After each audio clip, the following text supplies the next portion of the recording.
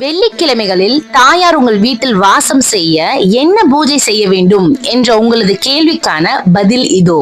உங்கள் வீட்டில் இருக்கும் தாயார் சிலை அல்லது படத்திற்கு வெள்ளை நிறத்தில் பூக்களை வைத்து வெள்ளை நிறத்தில் இருக்கும் பிரசாதங்களை நைவேத்தியமாக வையுங்கள்.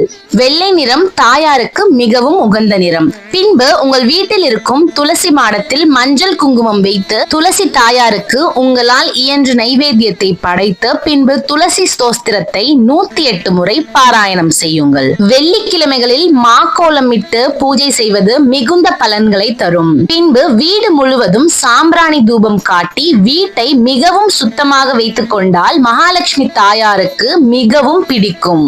இவ்வாறு எளிமையான மங்கள காரியங்களை செய்து வெள்ளிக்கிழமைகளில் அன்று மகாலட்சுமி தாயாரை வழிபடுவதன் மூலம் உங்கள் வீட்டில் மகாலட்சுமி கடாட்சம் நிறைந்து இருக்கும். மகாலட்சுமி தாயாரின் அருளும் உங்களுக்கு பரிபூரணமாக கிடைக்கும். மேலும் இது போன்ற ஆன்மீக செய்திகளுக்கும் தெளிவான பதிவுகளுக்கும் நம்மளுடைய சேனலை மறக்காம சப்ஸ்கிரைப் பண்ணிடுங்க.